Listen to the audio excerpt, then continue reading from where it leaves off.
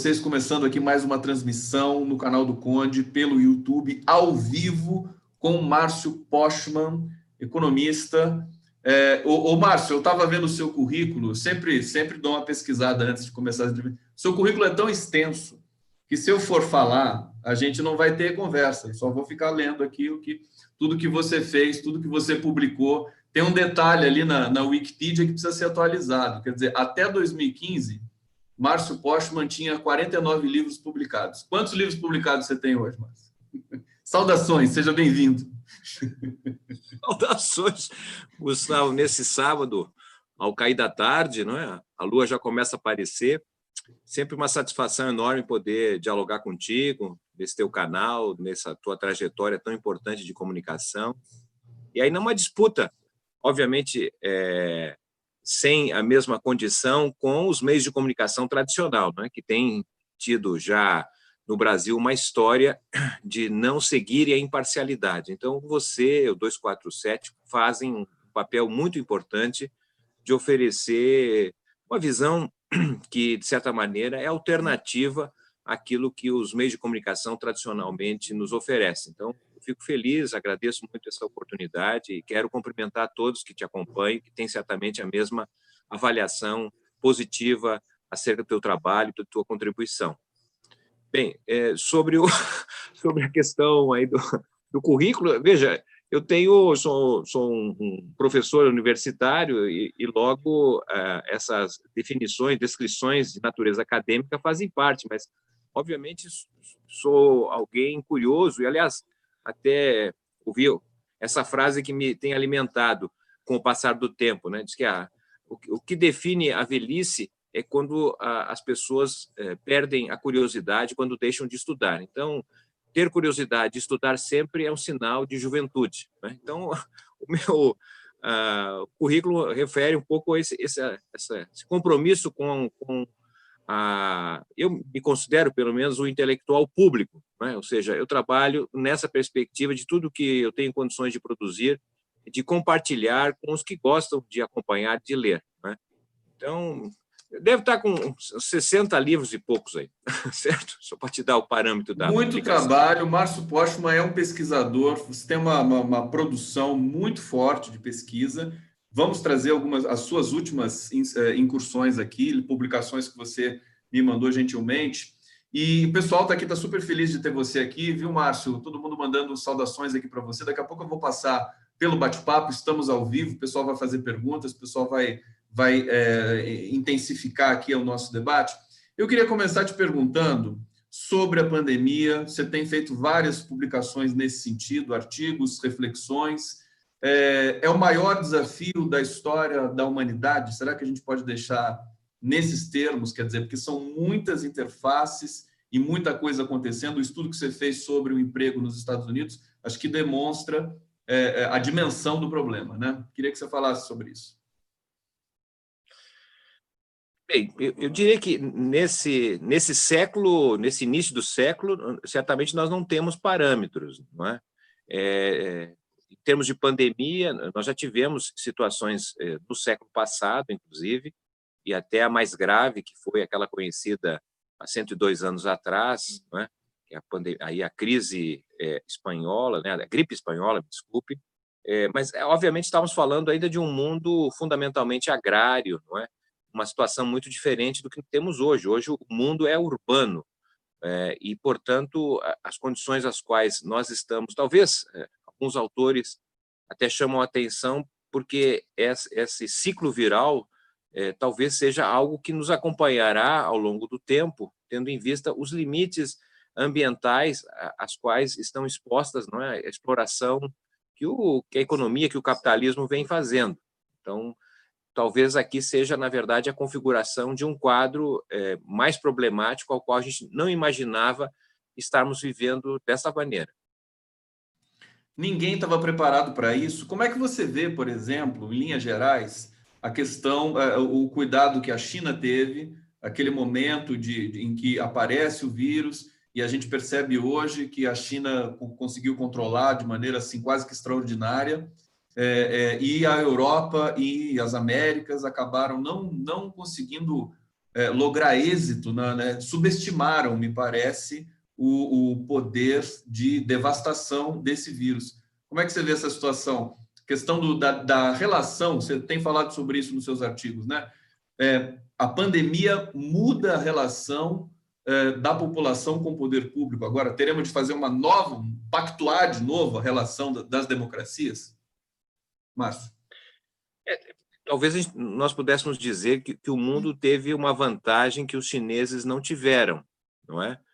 Em primeiro lugar, pelo fato de que praticamente todas as autoridades do mundo tiveram antecipada a situação que ocorreu inicialmente na China, não é? Praticamente nós sabíamos aqui no Brasil, desde a primeira quinzena de janeiro, praticamente 2 meses antes do vírus chegar no Brasil, de que era de fato um problema gigantesco e que teria dado condições às autoridades no Brasil e em outros países, evidentemente, de antecipar medidas.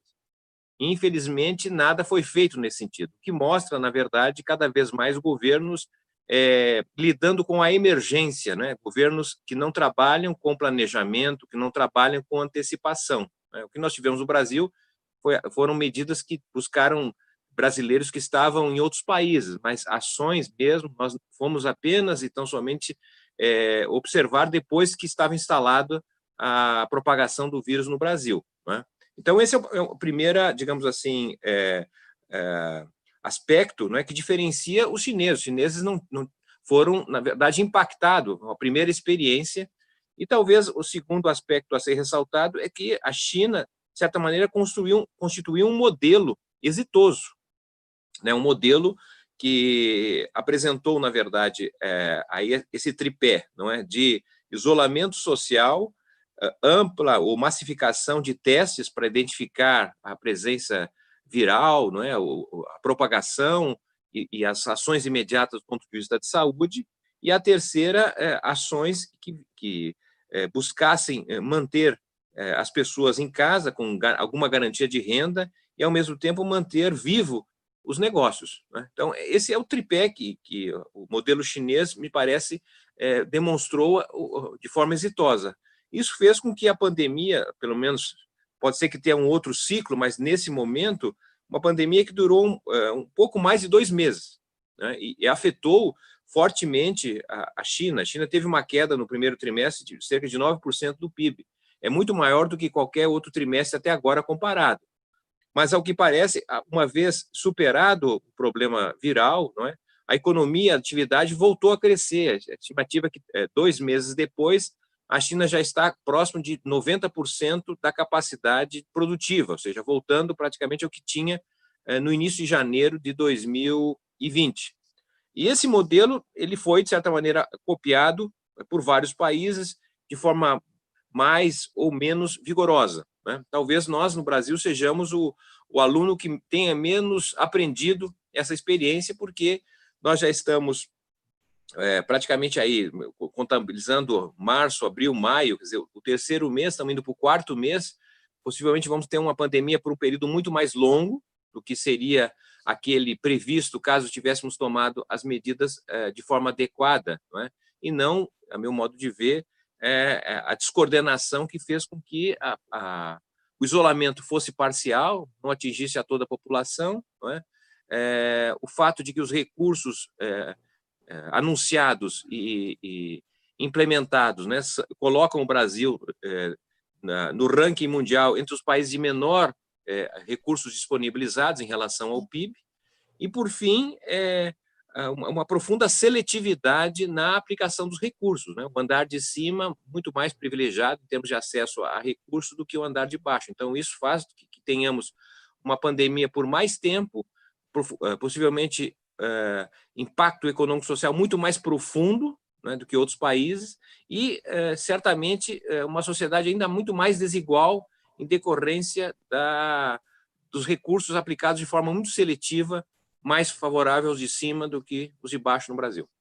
Em todos os sentidos, né, Márcio Postman? Eu vou aqui para o bate-papo.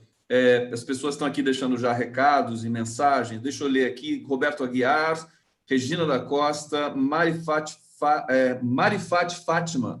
Salve Conde, salve Márcio Postman, nosso futuro prefeito de Campinas. Olha lá, tá? Já está aqui otimista, né? Depois eu vou perguntar para o Márcio essa história aí, se a gente vai ter alguma boa surpresa nesse sentido. Judite Serra está dizendo: boa tarde, as autoridades tiveram tempo e tempo salva vida. Estamos à deriva aqui em Minas Gerais, principalmente região central e Vale do Aço. Subnotificação, sem teste, comércio aberto. A gente vê cenas realmente muito preocupantes no Brasil inteiro. Cíntia Chain dizendo aqui: eu adoro o Postman. Marli Alheiros, adoro o Postman. Olha só, o Ibope está alto aqui, Márcio. Samuel Quintana de Souza, me associa a essa interpretação do Márcio, parabéns. Daqui a pouco eu volto para o bate-papo. Eu vou falar aqui um pouco da trajetória do Márcio, vou diluir durante as perguntas, né? O Márcio fez doutorado na Unicamp e é livre docente lá na Unicamp. Professor titular do Instituto de Economia, né, Márcio? Na Unicamp? Sim. E você presidiu a Perseu Abramo até há pouco tempo, né? Você foi diretor executivo? Fala um pouquinho da sua trajetória na Perseu para a gente. Olha, de fato, o mandato da diretoria pela qual eu fiz parte se encerrou em março deste ano e constituiu em cerca de 8 anos de trabalho. Nós ficamos praticamente de 2012 até agora, não é? Foi um período muito rico que buscamos justamente validar melhor o uso do recurso público, porque nós temos no Brasil o financiamento partidário que é derivado do orçamento federal. Então, cada fundação, é obrigatório cada partido ter uma fundação, e cada fundação recebe cerca de 20% do fundo partidário de cada partido, né? Então, com base nesse recurso e reconhecendo que somos um país cujo financiamento do Estado é extremamente perverso, na medida em que são os pobres que pagam proporcionalmente à renda muito mais, nós procuramos, então, fazer melhor possível o uso desse recurso naquilo que o estatuto de uma fundação estabelece, né? O que seja, na verdade, a produção do conhecimento e, ao mesmo tempo, a difusão desse conhecimento, porque partimos do pressuposto que havia e há uma trajetória declinante do Partido dos Trabalhadores nos principais centros urbanos do país. Houve um estudo que nos conduziu nesse sentido, que foi uma avaliação do desempenho eleitoral do PT, dos anos 80 até o início da segunda década desse século, dos anos 2010, e o PT repetiu, na verdade, uma trajetória também já verificada em outros partidos, nesse ciclo político da nova república. Inicialmente o PDS, lá no início dos anos 80, depois o PMDB, depois o PSDB, que são justamente partidos que vão crescendo e ocupando os principais centros urbanos, as principais cidades do país, e depois entra numa fase de inflexão e vão perdendo essa estatura em regiões urbanas e vão, na verdade, se direcionando para o interior do país, vamos dizer assim, né? Então, isso foi percebido, o auge das administrações municipais do PT se deu justamente nos anos 2000, quando esteve presente em diferentes cidades médias, cidades grandes, etc. Mas, a partir de 2008, entrou numa fase assim, de declínio, e então a preocupação nossa foi justamente tentar entender as razões que levaram a esse declínio e como seria possível, na verdade, alterar essa rota.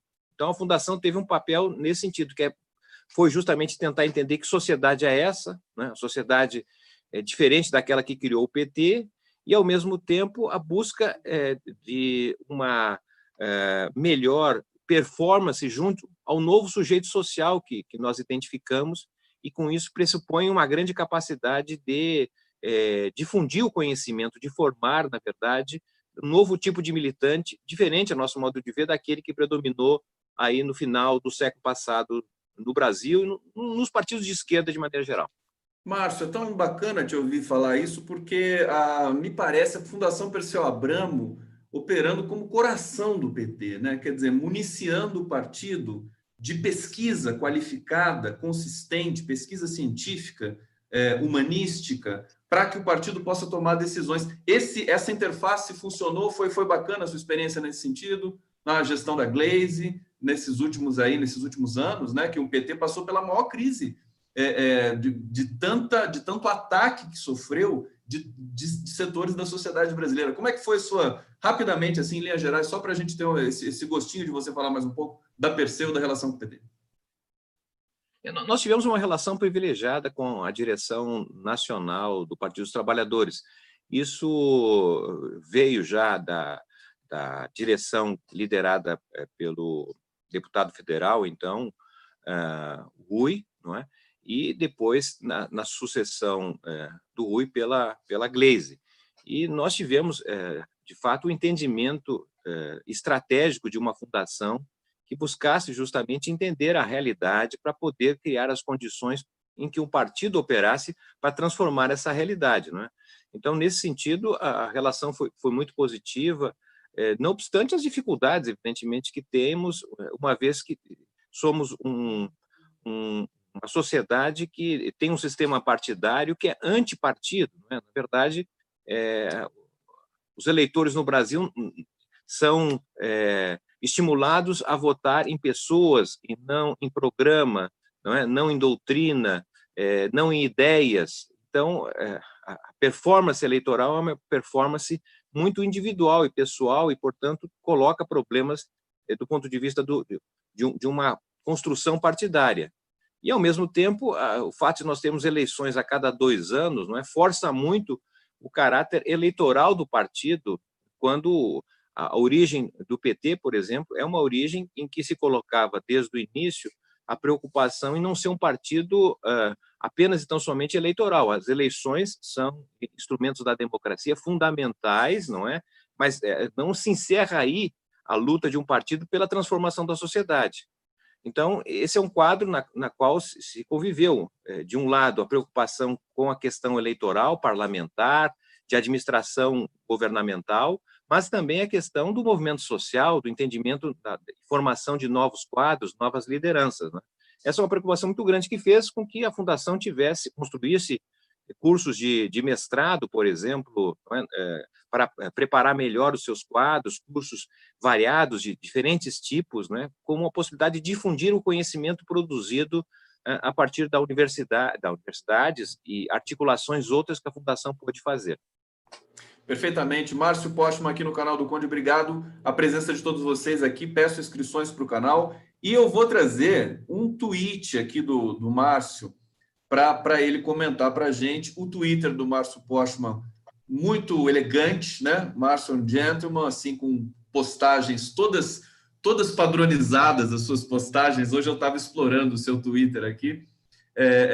Muito bacana. E eu quero ler o último para você comentar, porque eu, inclusive, republiquei e teve uma repercussão importante aqui. Você diz o seguinte, né? Colonização do pensamento no capitalismo faz desconhecer que pandemia do Covid-19 resulta na degradação ambiental a colocar em contato com o ser humano vírus contido em seu habitat próprio.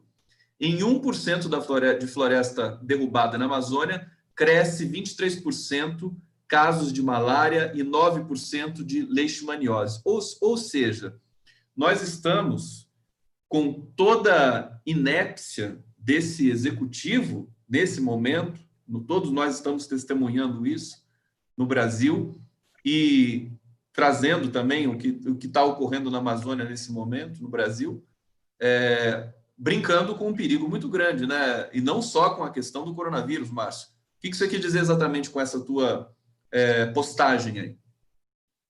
Ela, de fato, resultou da leitura que tive a possibilidade de fazer de relatórios de pesquisa de cientistas que estão muito preocupados com o tema viral, não é? Com essa família de coronavírus, que tem praticamente 20 anos de reconhecimento, e aí a Nature, essa revista, publicou o resultado de uma pesquisa grande com muitos estudiosos, feita com macacos, roedores, na África, na América e na Ásia. E lá foi identificado uma quantidade enorme de vírus vinculados a essa família, não é? E mais de 3.000, por exemplo, vírus dessa família estão, por exemplo, na Amazônia. mas estão no seu habitat natural. Mas a degradação, não é? A exploração econômica vai, na verdade, alterando o habitat, e esses vírus, de certa maneira, em contato com animais e o próprio ser humano, terminam, na verdade, propagando ou se tornando vetores de doenças virais. Não são todos, pelo menos o que eu entendi da própria leitura, não são todos os vírus que têm essa letalidade, mas uma parte tem, não é? Porque eles sofrem processo de mutação. Então, a Amazônia, como se diz, é o nosso pulmão, não é? Mas também ela sabe se defender. Na medida que ela é agredida, ela pode se transformar, na verdade, num vetor, não é, de doenças virais que a gente terá grande dificuldade de enfrentar. Já estamos vendo por essa que não é produto nosso, não é nativo, aparentemente é produzido, esse vírus veio da Ásia, né? Se não foi de laboratório, que é outra questão aí que também complexa. Que bom que você tocou nesse assunto, porque é quase proibido falar nisso. As pessoas já falam em teoria da conspiração e tudo mais, e eu costumo dizer o seguinte, até com a lógica do pressuposto, quer dizer, se você tem tanta certeza assim, né, é preciso comprovar cientificamente que também ele não partiu de um experimento, né? Você tem alguma opinião sobre isso? Você sabe que eu vinha pensando, Márcio, pouco antes da deflagração desse vírus no mundo, a gente teve as maiores manifestações populares, acho que da história da humanidade. A gente viu o que aconteceu no Chile, em toda a América Latina, na França, enfim, o mundo estava num momento de efervescência e, de repente, essas pessoas são obrigadas a retornarem para as casas. Agora, nos Estados Unidos já está acontecendo uma outra deflagração, que eu também quero falar com você na sequência, mas também a curiosidade, né, de o vírus ter saído de uma província chinesa onde se fazem testes dessa natureza, testes biológicos e tudo mais, com outras questões ali embutidas também, de que o exército americano esteve lá fazendo um evento festivo. Comenta para a gente esse tema aí, para a gente ver o que um cientista como você lida com essas teorias, digamos assim, que estão suspensas por aí. Então, eu entendo que isso é mais uma hipótese a ser explorada, né? Hipótese de trabalho, do que, digamos assim, uma tese concluída. Na verdade, você tem narrativas diferentes, não é, que, de certa maneira, facilitam, inclusive, você ter que considerar esta possibilidade de ter sido um vírus constituído ou passado por mutações em um local específico, como um laboratório, né? Obviamente, na questão da guerra, né, sobretudo numa fase de guerra híbrida, esse elemento não pode ser desconsiderado, né? Tanto é que, pelo menos aí comparando o discurso da extrema-direita norte-americana e até mesmo aqui no Brasil, não é, que há esse ataque à China. Então, é uma forma de defender, digamos assim, a sua ineficácia, a sua falência em termos de política, transferindo para outros a responsabilidade de algo que você não conseguiu nem pretendeu atacar. Então, tem sido recorrente nos Estados Unidos, mas também aqui no Brasil também se verifica um posicionamento de que a pandemia, o problema da pandemia, o que foi gerado resultou, na verdade, de um vírus que é um vírus produzido na China e assim por diante. Mas, por outro lado, a comunidade acadêmica, de maneira geral, não é, cientistas têm chamado a atenção desse processo de mutação desde os anos 90, dessa família do coronavírus, que foi, na verdade, sendo estudada, identificada por outras endemias que tivemos, até chegar nessa. Então, é uma controvérsia, eu realmente fico aí considerando todos os lados possíveis. Pois é. Márcio Postman, deixa eu ler mais um pouquinho aqui o comentário dos nossos internautas. Pedro Antônio Cândido está dando boa tarde para a gente. Um grande abraço aqui de São José dos Campos para o Postman.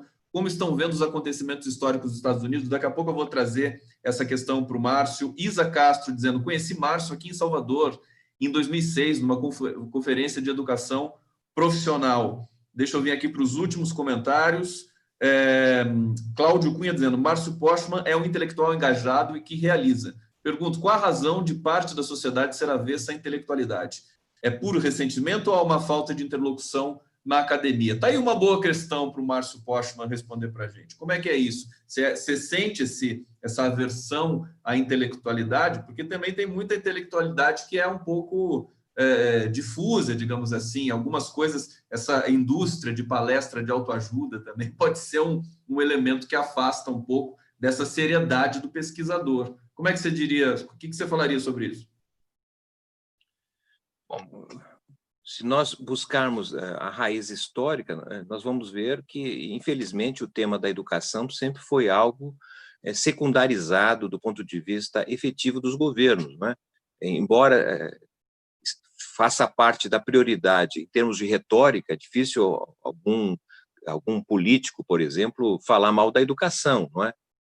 Salvo o nosso ministro, mas, de maneira geral, todos dizem que são favoráveis à educação, etc., mas, do ponto de vista prático, isso nem sempre fica evidente, né?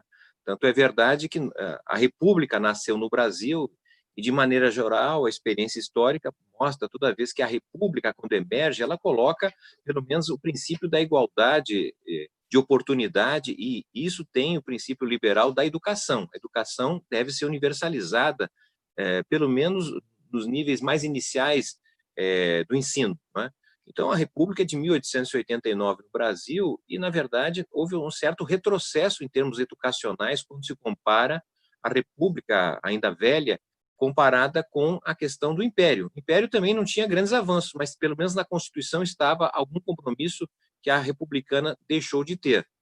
E, de fato, só 100 anos depois, praticamente, com a Constituição Federal de 1988, é que se consegue estabelecer a universalidade do acesso ao ensino. Então, temos, na verdade, esse problema. E, ao mesmo tempo, a educação, de certa maneira, tem sido continuadamente repassada como uma espécie de gatilho para o emprego, não é? Ou seja, quem tem educação tem emprego. Na verdade, um espírito que nos distancia da preocupação maior, que é a sociabilidade, que eu diria assim, que é o padrão de civilidade, que é o acesso à educação, e não, na verdade, um recurso funcional para acesso ao emprego. É claro que, em geral, as pessoas de maior escolaridade têm melhor emprego, mas o que define o emprego não é a educação, e sim a estrutura produtiva, né? Uma certa inversão. Mas também, por outro lado, eu acho que devemos reconhecer uma espécie de insulamento das universidades no Brasil, não é? Porque elas estão, de alguma forma, submetidas a um vício de produtividade, de geração de indicadores de desempenho, em termos de publicação em revistas, etc., que faz com que há uma certa desconexão com os problemas reais do país. Eu também tive uma experiência de participar da direção do IPEA, por exemplo, e uma das preocupações que nós tínhamos era, de certa maneira, acompanhar a produção científica das universidades brasileiras, não é, em relação às necessidades do país, a um projeto de desenvolvimento, porque o que a gente percebia, na verdade, é que houve uma elevação inequívoca do número de mestres, doutores, um investimento na educação, ampliação de bolsas, etc., e isso foi respondido com maior indexação de artigos e publicações em revistas internacionais, não é? No entanto, nós não conseguimos reduzir, pelo contrário, aumentou os gastos, por exemplo, com pagamentos de royalties, de patentes do exterior, não é? Tanto é verdade que o Brasil não conseguiu, infelizmente, alterar a sua presença em termos de produção de patentes no mundo.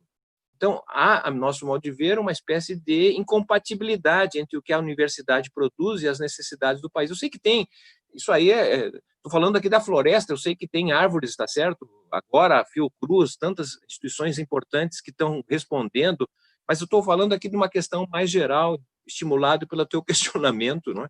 E o problema central, ao meu modo de ver, é toda vez que você separou, não é, o acadêmico do intelectual.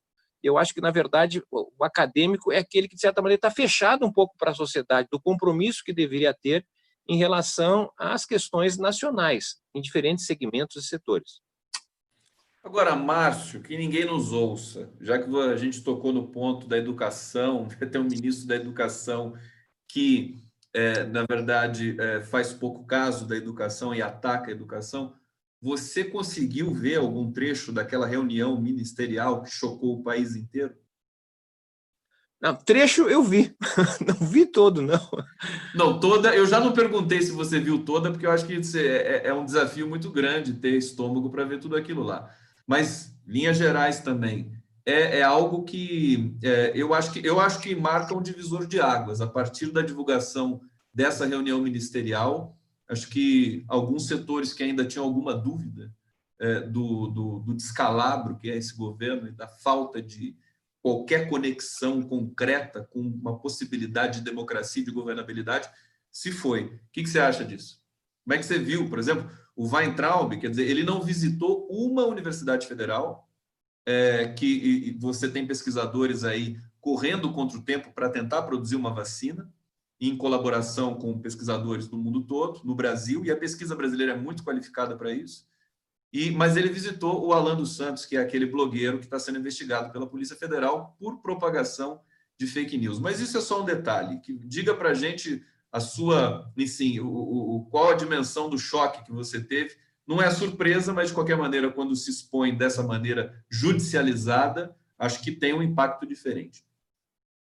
Então, mesmo sem ter acompanhado a totalidade da reunião, mas por partes que foram destacadas, a meu modo de ver, permite entender que se trata, na verdade, de um governo, de uma equipe, se é que pode usar o termo de equipe, muito coerente, certo? Muito coerente com uma visão que faz parte da sociedade, inclusive, que é uma visão acerca das expectativas decrescentes em relação ao Brasil.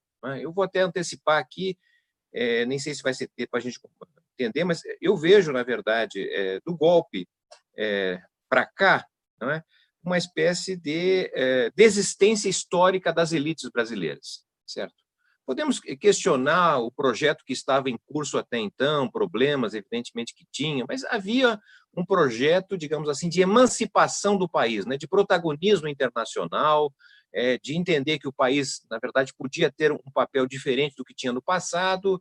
Bem, e o que nós tivemos em 2016, a meu modo de ver, é uma desistência histórica, não é? Porque o que predomina, olhando do ponto de vista teórico, não é uma visão da chamada teoria do realismo periférico, ou seja, o Brasil é periferia, tá certo? Vamos nos acomodar ao que nós somos, tá certo? Não dá para protagonizar em termos internacionais, nós precisamos estar debaixo de algum guarda-chuva, porque nós não temos condições de protagonizar. Isso já foi escrito há algumas décadas atrás, inclusive por um presidente importante que tivemos, tá certo?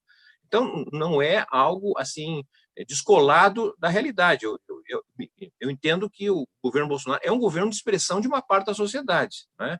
E a meu modo de ver, uma desistência histórica, porque o que nós estamos vendo do governo Temer para cá, embora o governo Temer teve um marketing de usar a ideia de um projeto que se chamou Ponte para o Futuro, não é? A impressão que eu tenho é, na verdade, que são governos que não têm perspectiva de futuro, ou seja, o futuro não existe. E, portanto, tratam de governos, não é, que buscam gerir o presente, certo? É o presentismo que domina, é a emergência.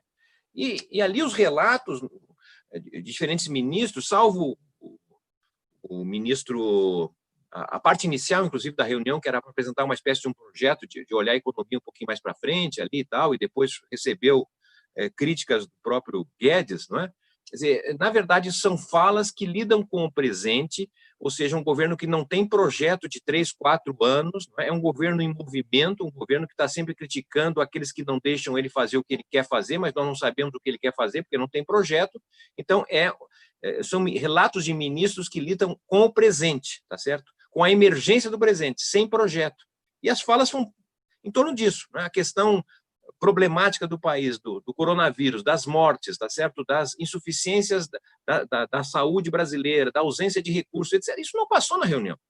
Não é um governo que está preocupado com o futuro, né? Um governo que está preocupado com as emergências. Márcio, e sobre só de relance, assim, sobre essas ameaças, essas questões militares, a declaração do general Heleno, consequências imprevisíveis com relação a essa nova relação do STF. Você quer falar sobre isso um pouco, assim, só para a gente entender como é que você enquadra esse novo movimento que me parece que foi dado início a um novo movimento de o governo, de o presidente junto com os seus apaniguados ali, filhos, inclusive a família pessoal, a dimensão das amizades pessoais, ficarem se defendendo agora dessa... Parece que o STF acordou, digamos assim, né? Para esse tipo de coisa. O que você diria sobre isso? Então, eu tenho uma hipótese, que é só uma hipótese, na verdade, não é? Que parte do pressuposto que o governo Bolsonaro se deu conta, antes da pandemia, não é? Do insucesso do governo dele. Tá certo? Um governo que havia se iniciado com uma perspectiva diferente, um governo que havia sido eleito dentro da ideia de ser um questionamento ao sistema, à ordem, não é? Então, se imaginava que teria algum outro resultado que não fosse a repetição da mesmice, ou seja, um governo que, no seu primeiro ano, não conseguiu fazer a economia crescer, não é? Um governo com grandes dificuldades de atuação e de perda de credibilidade. Então, me parece que o início do ano, em janeiro, praticamente, Bolsonaro se deu conta que, com aquele governo, ele não chegaria ao final, em 2022. Então, e com o aparecimento da pandemia, ficou claro para ele, na verdade, que o governo dele acabou. Tá certo? Um governo, como é que vai operar com uma economia possivelmente com uma retração de 10% do PIB, desemprego, talvez quase 50% da força de trabalho brasileira, etc. O governo dele acabou. Por isso que me parece que ele está buscando constituir uma espécie de segundo governo Bolsonaro, não é? E, para isso, ele tem buscado fazer alterações do ponto de vista dos seus relacionamentos, né? Vejo, por exemplo, uma mudança na sua base parlamentar.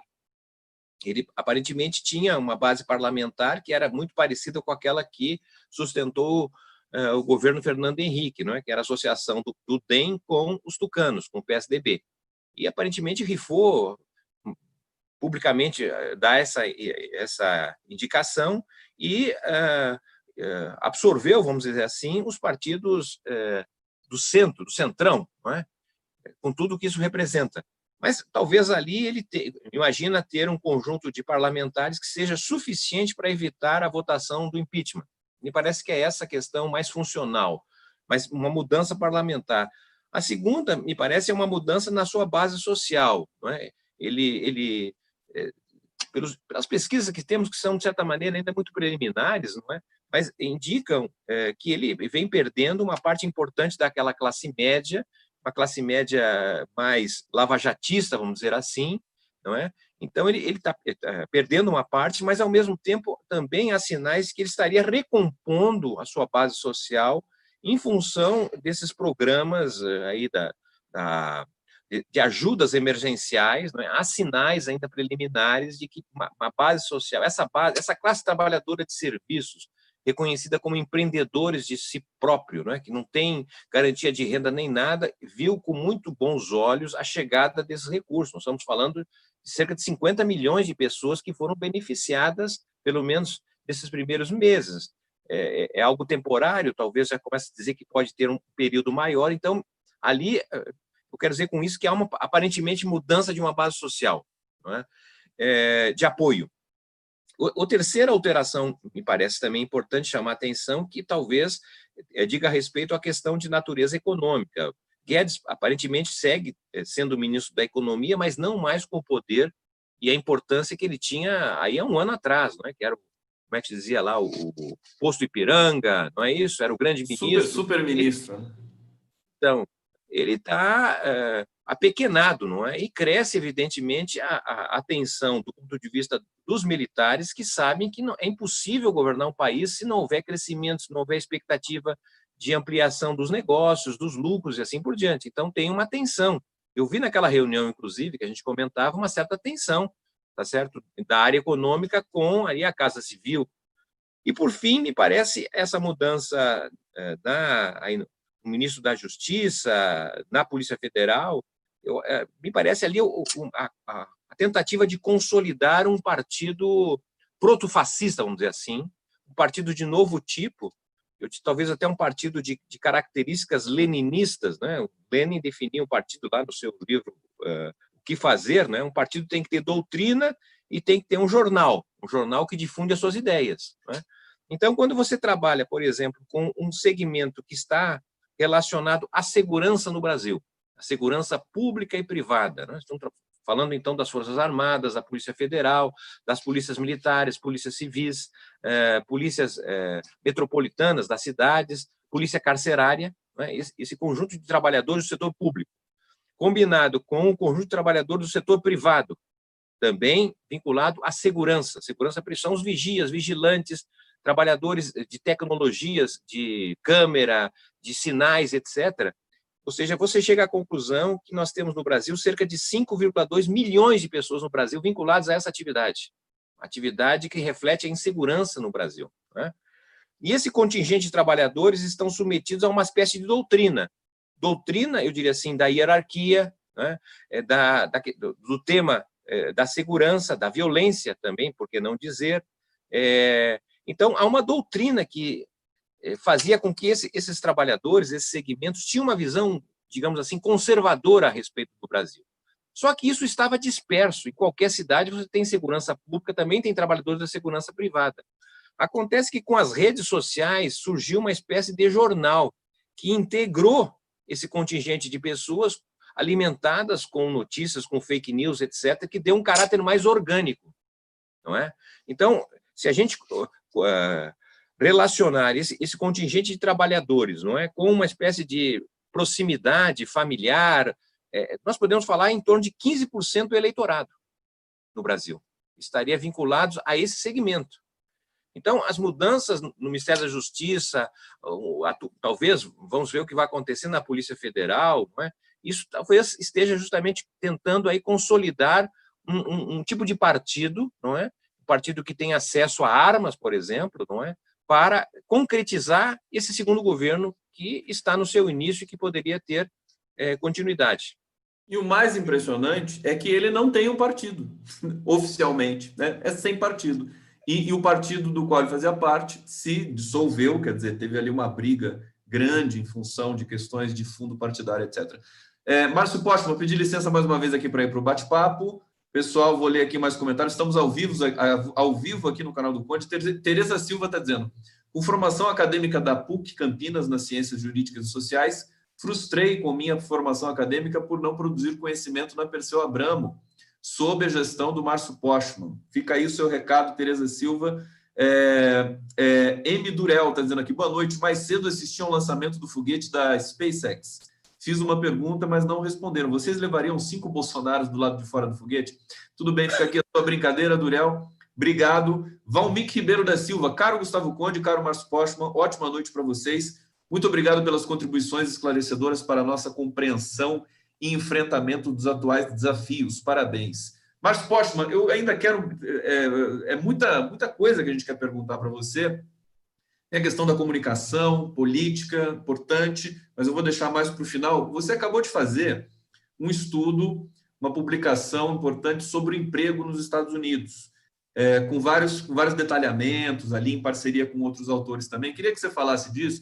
E queria que você falasse também, você que já também esteve na presidência do IPEA, quer dizer, esse núcleo de pesquisa do Brasil nesse momento, como é que você está sentindo o IBGE, o próprio IPEA, sob um comando ainda que não tão direto, de um governo que tem essas características que você descreveu aqui tão bem? Quer dizer, as pesquisas estão sendo feitas, os dados estão sendo colhidos, nós tivemos os dados recentes aí enfim, do crescimento brasileiro, que é negativo, né? Os prognósticos mais adiante. Mas a minha pergunta é o seguinte: com base no que você acabou de pesquisar nos Estados Unidos, qual é o quadro que você pode desenhar para o emprego no Brasil afetado pela pandemia? E os Estados Unidos, nós temos um problema em comum, né? Lá tem o Trump e aqui tem o Bolsonaro. Tenta explicar para a gente um pouco essa situação. A propósito da tua instigante questão, ontem, sexta-feira, foi a comemoração dos 84 anos do IBGE. E tive a oportunidade de participar de um evento organizado pelo sindicato, muito interessante, que reuniu pesquisadores, ex-presidentes do IBGE, servidores, e, de certa maneira, a gente percebe ali uma preocupação muito grande de parte da comunidade do IBGE, não é?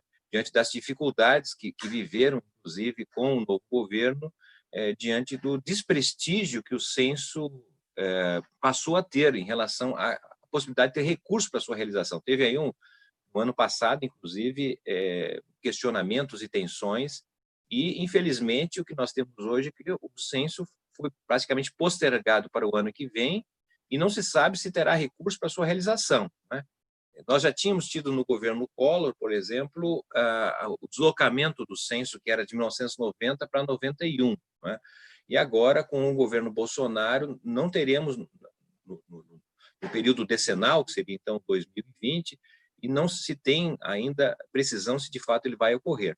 E, ao mesmo tempo, um interessante debate de atualização dentro do próprio IBGE em relação às possibilidades de pesquisas não presenciais, né? O esforço da instituição foi questionado, inclusive, uma medida provisória que daria acesso ao IBGE a telefones para facilitar, e, infelizmente, isso não foi entendido de outra maneira pelo Poder Judiciário.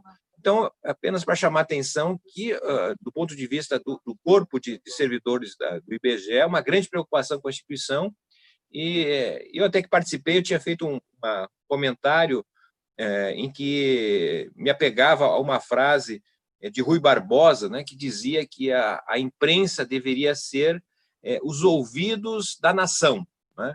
E me parece que o IBGE é uma espécie de olhos da nação. É o IBGE que permite conhecer o que nós somos, né? Então, sem o IBGE ou sem as suas pesquisas, na verdade, estaremos falando de algo que a gente não conhece com precisão. E o IBGE tem tinha, pelo menos, acho que ainda tem um prestígio internacional, quer dizer, um grande instituto de pesquisas, né? Com muita credibilidade. Sim, é uma credibilidade e que tem a ver, na verdade, com a perspectiva criada pela geração dos tenentistas, né, que fez a Revolução de 30 e tinha como projeto tirar o país do atraso que era o agrarismo até os anos 20, e que para fazer esse movimento era necessário conhecer a realidade, portanto, ter uma instituição que faz pesquisa, que produz conhecimento, e com base nesse conhecimento planejar, né, orientar políticas públicas, né? Sem instituições como o IBGE, sem as pesquisas, não tem como fazer, na verdade, uma ação de políticas públicas mais correta. Bom, agora, parágrafo sobre o tema dos Estados Unidos, não é? Os Estados Unidos têm, na verdade, informações que nos permitem trabalhar e conhecer mais imediatamente os dados do mercado de trabalho, não é? Infelizmente, nós estávamos no Brasil com um certo apagão estatístico, porque o atual governo, com essa mudança que levou ao fim do Ministério do Trabalho, né, uma desorganização um pouco na área do trabalho, fiscalização, monitoramento, havia um instrumento que chama-se CAGED, né, que é um cadastro em que as empresas, pelo menos do ponto de vista do emprego formal, com carteira assinada, precisam registrar toda vez que demitem ou admitem alguém. E o atual governo resolveu fazer uma transição deste CAGED para o e-social, é outra forma, e não, na verdade, esses dados não estavam chegando e nós não sabíamos. Felizmente, eles acabaram divulgando agora o dado do emprego formal. Mas talvez, assim, para simplificar, diferenças importantes em relação ao Brasil e os Estados Unidos, que têm tido, infelizmente, fracassos enormes em relação ao enfrentamento da pandemia. São os países com grande número de contaminados, mortes, etc. Bem, mas a diferença, me parece importante, é que os Estados Unidos não havia experimentado um período, depois de 2008, não é? Um período de queda na atividade econômica. Eles não tiveram recessão.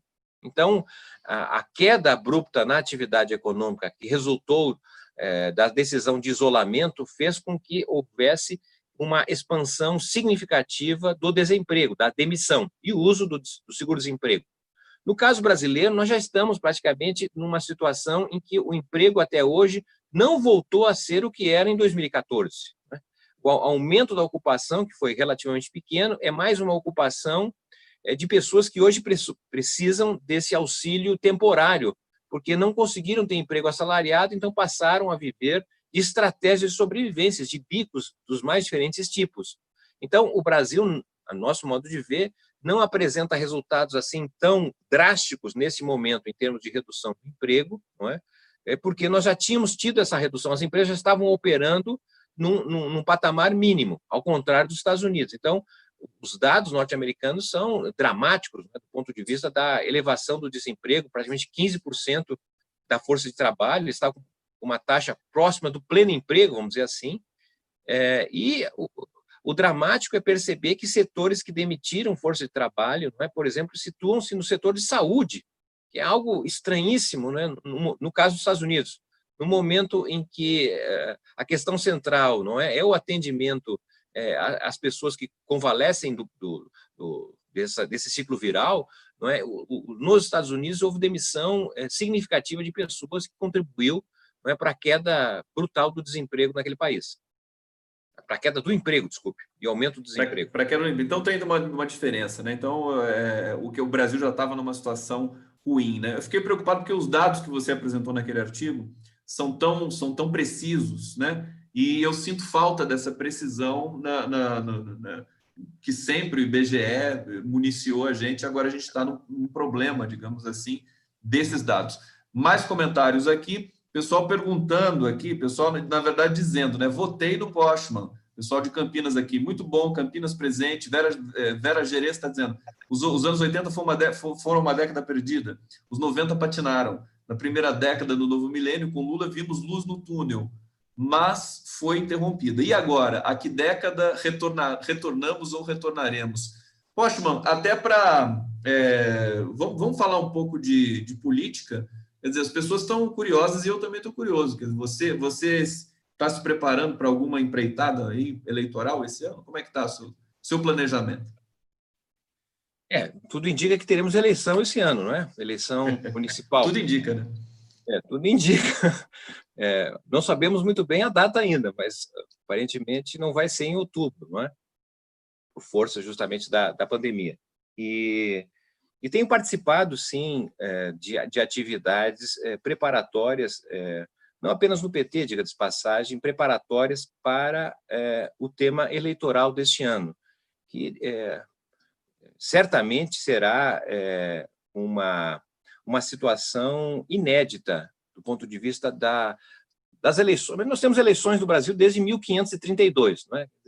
Há uma certa continuidade, são eleições em diferentes situações, etc., mas eleições municipais a gente tem uma certa continuidade, salvo aí no Estado Novo, teve uma certa paralisia.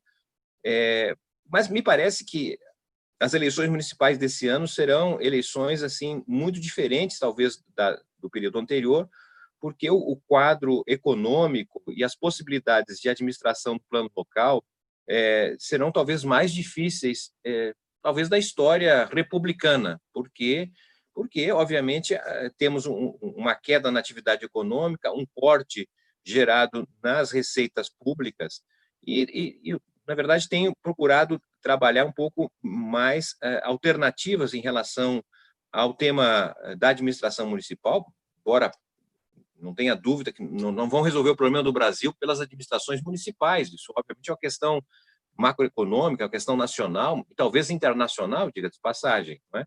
Mas, obviamente, que as administrações progressistas terão que responder.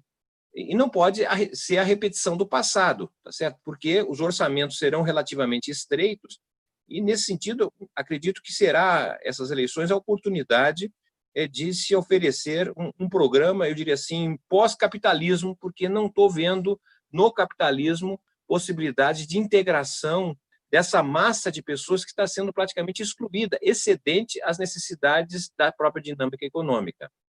Para você ter uma ideia do que eu estou falando, nós somos hoje um país, uma sociedade de serviços. 4/5 das ocupações antes da pandemia, 4/5 das ocupações, estavam no setor de serviços. As 3 principais ocupações no Brasil, a primeira segue sendo o trabalho doméstico, a segunda, falávamos anteriormente, o trabalho das atividades de segurança, pública e privada, e a terceira ocupação são os trabalhadores em plataforma digital. Grande parte dessas ocupações não estão vinculadas à atividade econômica, ao mercado, ao capitalismo, vamos dizer assim. São, na verdade, cada vez mais atividades vinculadas à renda de famílias ricas.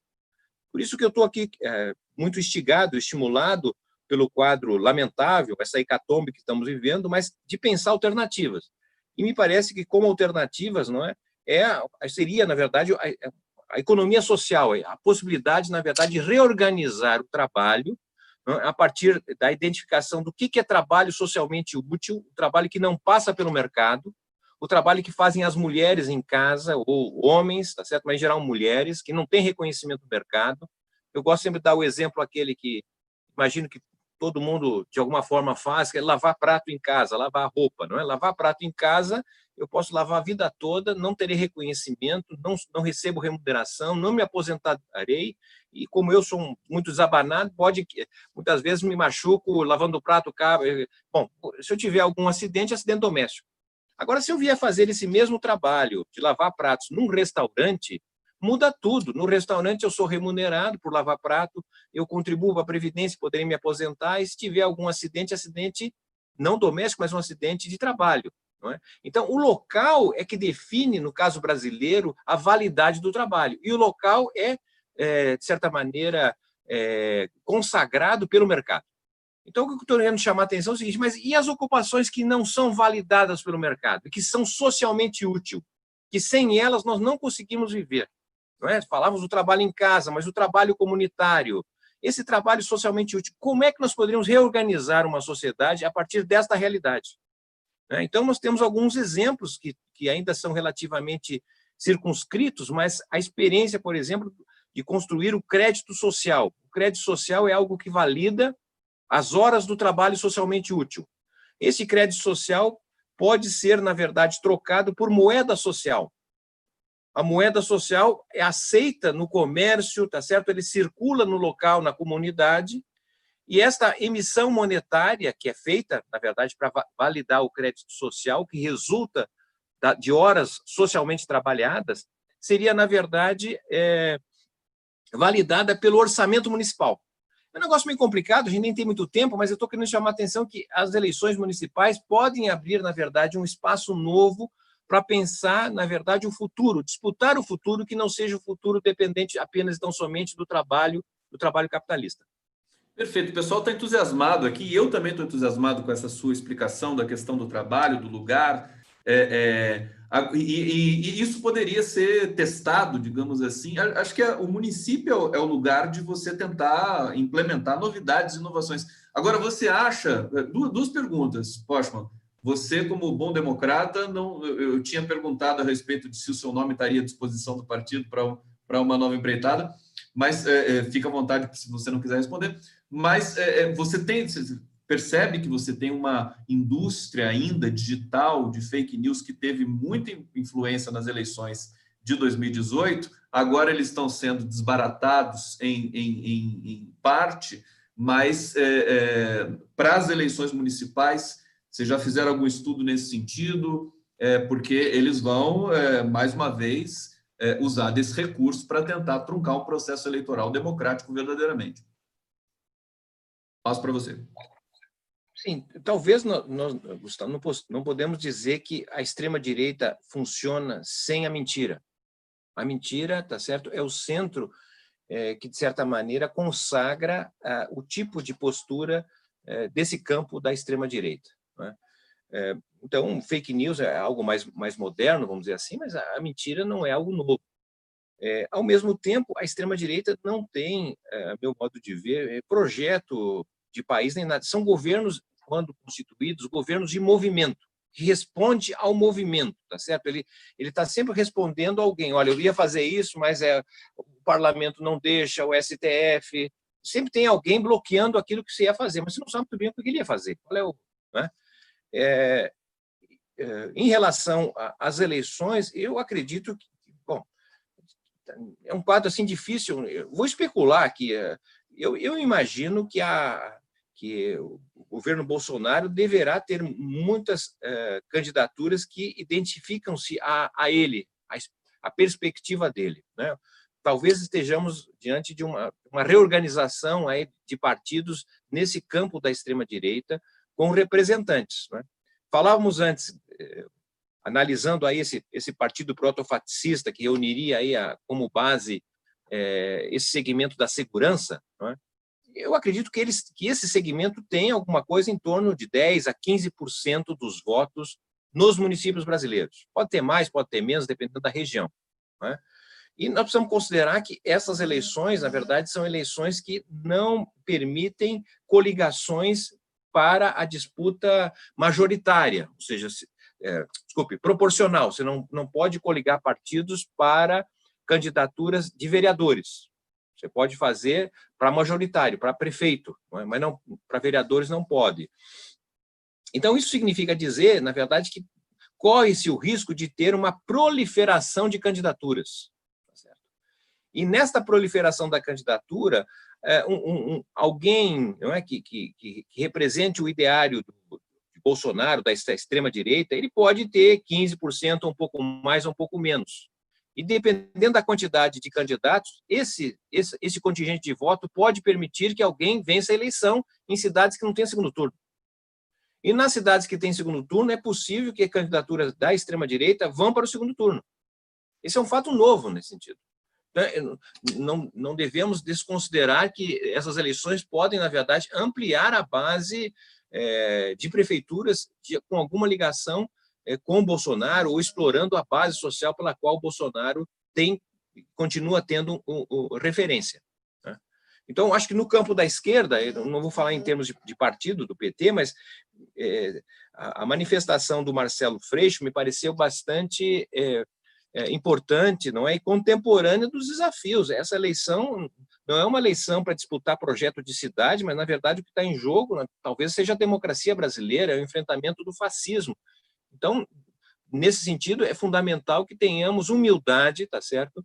De entender que, diante desse momento, é absolutamente necessário a compreensão de que candidaturas dispersas, fragmentadas, ajudam mais o outro campo do que aquele que a gente gostaria que seria o nosso campo da esquerda. Perfeitamente, eu concordo com você. Concordo que a manifestação do Freixo foi importante historicamente, inclusive para enquadrar o momento, como você está dizendo aí, para combater o fascismo. Gente, vamos para o último. Ô, Márcio, sabe quanto tempo já passou da nossa conversa? Não estou marcando. 1 hora. 1 hora. Nossa. Você viu como passou rápido? A gente vai fechar, vamos fechar aqui. Mas para a gente que está falando, passa rápido. Agora, para quem está assistindo... Para a gente que está falando... Você vê como é que é? Falei porque ia passar rapidinho para você. Público muito bom aqui no canal do Conde. Obrigado pelo prestígio. Todo mundo curtindo muito o Márcio Postman aqui no canal do Conde. Eu quero trazer, Paulo, para a gente fechar, uma pergunta sobre comunicação. E aí eu vou trazer um fragmento da sua fala naquele seminário lá em Porto Alegre, que eu acho que é muito emblemático, que a fala é a seguinte, né? Você cita Habermas, né? Habermas disse que toda vez que perdemos a referência do horizonte, a gente se debruça sobre amenidades. Temos hoje uma narrativa inapropriada que nos leva à acomodação e a saídas individuais.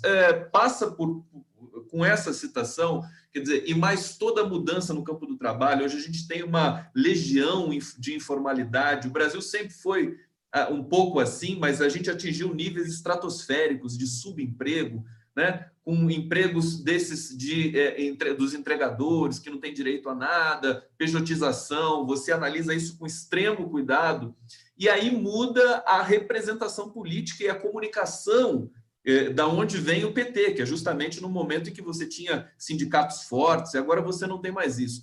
Como é que você vê o desafio? Quer dizer, pensando no PT e pensando nos setores progressistas que querem voltar a ecoar dentro da população trabalhadora brasileira e diante também de todo o desafio de fazer essa mudança que você apontou aí, da mudança do capitalismo. Quer dizer, depois dessa pandemia, acho que querendo ou não, o capitalismo vai ser mais o mesmo. Passo para você, querido Márcio Postman, para fazer o nosso fechamento aqui da nosso papo. Então, eu só vou enunciar o seguinte: nós falamos anteriormente, não é, que situamos o governo Bolsonaro, a extrema-direita, em governos que não vê futuro, portanto, são administrações do presente, da emergência. Mas me parece que esse não é o único campo. Nós temos um outro campo, e é um pouco em relação a isso que havia feito essa exposição lá no Sul, não é? Que o que nós temos hoje, de certa forma, é uma visão de que a sociedade brasileira não havia sido modificada tão profundamente, seria a mesma sociedade industrial, porém exposta a mudanças que viriam de fora, mudanças que têm a ver com a globalização, que questiona fronteiras, que impõe, inclusive, mudanças em termos de regulação do mercado de trabalho, conta de capitais, etc. Então, eu vejo, na verdade, que tem uma parte, inclusive de partidos, que entende o seguinte: não, a sociedade é a mesma, nós precisamos nos adaptar às mudanças que vêm de fora, a globalização, o progresso tecnológico, não é? Então, esse quadro, a meu modo de ver, leva a uma acomodação, ou seja, acomodar o seguinte: a sociedade é a mesma, a gente precisa adaptar aqui ao que vem de fora, vamos tentando fazer governos que, de alguma forma, estanquem a sangria, não é? E permita, na verdade, dar a ideia de que é possível chegar a um futuro melhor. Eu, na verdade, me coloco numa outra possibilidade de avaliação, que não se trata de uma mesma sociedade submetida a mudança. Nós estamos diante, na verdade, de uma mudança de sociedade. É uma outra sociedade, é uma mudança de época, é uma sociedade de serviços, não é? Em que o sujeito social não é mais a classe trabalhadora, industrial, uma classe média assalariada, não é, que viveu ali nos anos 70, anos 80, hoje nós estamos diante, na verdade, de um outro sujeito social, né, que é um sujeito social que não identifica no trabalho a centralidade, a identidade que o trabalho dá. Né? Há 30 anos atrás, o que você faz? Eu trabalho numa indústria. Indústria? Que indústria? É metalurgia. Então você é um metalúrgico, tá certo? Tem um sindicato dos metalúrgicos que representa o teu ideário, a sua identidade, você pertence a uma categoria profissional. Ora, nesse mundo de hoje, não é? Perguntado a alguém o que você faz, olha, eu trabalho numa empresa dessas aí, tipo Uber, tá certo? Desloco pessoas de um lado para outro, mas a renda não é muito alta. Eu também termino trabalhando de vez em quando à noite num restaurante como segurança. E no final de semana, com a minha esposa, ajuda a vender produtos de embelezamento. Bom, ele trabalha muito, esse cidadão, e eu pergunto para ele: o que você é? Olha, eu faço um montão de coisa, eu sou qualquer coisa. Ele não tem identidade dado pelo trabalho, né? Então, ele precisa de outro tipo de instituição, e, nesse sentido, as igrejas, o crime organizado vão crescendo e ocupando o espaço. Esse é um tema polêmico, tá certo? Eu precisaria mais tempo para conversar, mas sei que você está preocupado com a questão do horário, e fico por aqui. Mas eu não estou preocupado nada. Não? Mas fica à vontade, viu? Não, mas então, no tema da comunicação, por exemplo, não é? Que me parece, acho, estratégica, não é? A ideia que a gente tem, na verdade, no campo da esquerda, que é uma ideia do iluminismo, do racionalismo, não é? Ou seja, o que eu vou dizer aqui, eu acredito que seja correto. A situação no Brasil está ruim e vai piorar, eu posso dizer isso. Mas essa forma de dizer, não é? É comparável a um médico que, diante do paciente que pergunta a ele: o que eu tenho, doutor? Você tem um câncer e você vai morrer. Ora, com esse tipo de racionalidade, a pessoa sai do médico e vai procurar um curandeiro, um religioso que lhe dê esperança, certo? E nós, na verdade, somos precursores deste diagnóstico racional, não é? Assim, olha, nós vamos fazer para as eleições agora municipais, tá certo? Nós vamos ter o melhor candidato, nós vamos ter o melhor programa, porque vamos reunir as principais pessoas, então nós vamos ter o melhor programa, o melhor candidato, logo nós vamos ganhar a eleição. Ora, não é bem assim. Ou seja, nessa sociedade não é a racionalidade que determina, muitas vezes, a posição, mas sim a subjetividade. É como você chega nas pessoas, não é o que você diz, é como as pessoas entendem, certo? E o discurso sem, na verdade, esperança, ele, na verdade, ele pode explicar a realidade, mas não oferecer uma solução, uma utopia, né? E as redes sociais têm sido muito importantes, mas, na verdade, as redes sociais terminam validando uma espécie de individualismo que há na medida em que as redes sociais conformam bolhas homogêneas, né? Ou seja, eu não formo mais a opinião como 30 anos atrás, ouvindo diferentes rádios, diferentes telejornais, ou seja, eu não formo a opinião a partir da diversidade. Hoje, a minha opinião ela é dada por aqueles que validam o que eu já penso. Então, se você pensa diferente, se você torce de um time diferente, eu nem vou conversar com você, porque você está no outro lugar. Márcio, você não acha que a gente precisa criar instrumentos para tentar reverter esse quadro já naquela linha que você raciocinou? Quer dizer, existe uma realidade que está se impondo de formar opinião através de bolha, de autoconfirmação, mas nós vamos o quê? Nós vamos aderir a isso ou nós vamos combater isso? Esse que é o desafio, né? Certamente, eu estou tentando explicitar, não é, o que você, com maestria, já simplificou. Eu acho que o nosso papel, justamente, é saber como dialogar com esse novo sujeito social. Como é que você vai chegar nele, tá certo? Na eleição de 2018, por exemplo, eu não recebi nenhuma mensagem me motivando a votar no atual presidente. Mas eu sei que outras pessoas receberam. E por que eu não recebi? Porque eles sabiam quem eu era. Ou seja, nós precisamos ter um esforço de conhecer o público pelo qual nós queremos dialogar. Isso significa... Agora, a esquerda tem dificuldade de fazer isso, né? Existe um certo pudor de entrar nesse emaranhado de novas técnicas, talvez, de comunicação, de nova compreensão. Você concorda com isso? É porque, na verdade, houve uma espécie de burocratização e profissionalização no campo da esquerda. Se a gente pensar na virada dos anos 70 e 80, não é? Grande parte da liderança de partidos foi forjada, na verdade, na luta. E as pessoas, na verdade, moravam onde estava esse sujeito social. Não é? A organização dos sindicatos não se deu no local de trabalho inicialmente nos anos 70. A oposição foi construída nos locais de moradia, nas comunidades eclesiais de base. Não é? E o que nós temos hoje são, digamos, líderes sindicais, por exemplo, gente preparada, qualificada, entende, por exemplo, da CLT, dos artigos, etc. Agora você diz, não, você tem que ir às bases. Então, eu vou agora no local em que as pessoas moram, nas periferias. Só que lá as questões são o seguinte, não é a questão da CLT, até pode ter, mas é a questão da segurança, é a questão do transporte, é a questão da saúde. E como é que que tipo de liderança você tem que tem a capacidade de fazer esse diálogo? O pastor que está lá, ele tem essa capacidade, porque ele dialoga, ele mora lá, está 24 horas lá. O crime organizado, a milícia também lá está. Então, a questão fundamental, a meu modo de ver, é que nós precisamos furar essas bolhas. Mas isso significa uma preparação prévia, entender melhor esse público ao qual você quer chegar e, ao mesmo tempo, ter pessoas preparadas para fazer essa ponte. Porque, sem isso, eu diria assim, você não consegue chegar com algum sucesso. Perfeitamente, Márcio Postman. Eu vou fazer a pergunta aqui do Deodato Meneghelli Ramos, que ele já perguntou várias vezes aqui, uma pergunta que é polêmica, mas eu vou fazer para o Márcio para a gente ir encerrando aqui. Márcio, você acha que o golpe poderia ter sido evitado se o PT não tivesse cometido algum possível erro estratégico ou não estava ao alcance do partido evitá-lo? A pergunta é de $1 milhão, né, Márcio Postman? Algo a comentar sobre isso? Foi tudo muito... Foi um processo vertiginoso, né? Que é como o filme da Petra Costa um pouco define, né? Eu acho que, como todo fenômeno histórico, não é? Ele não tem apenas uma explicação, uma razão. Não é?